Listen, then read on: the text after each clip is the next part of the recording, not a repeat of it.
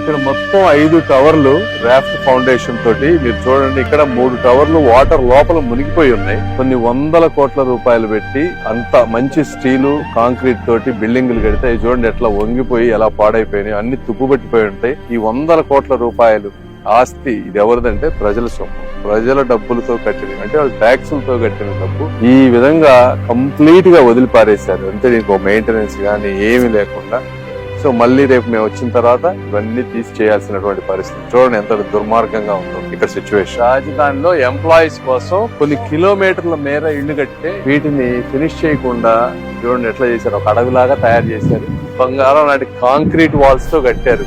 ఈ common secretariat government office లో పనిచేసే కామన్ పీపుల్ గురించి కట్టినటువంటి బిల్డింగ్. విజన్ ఉన్న నాయకుడికి, ఒక అరాచకవాదికి, ఒక విధ్వంసవాదికి ఉన్నటువంటి తేడా ఇట్లా క్లియర్ గా కనిపిస్తా ఉంది. ప్రజలందరూ కూడా ఆలోచించాలి, అభివృద్ధి కావాలా అరాచకం కావాలా.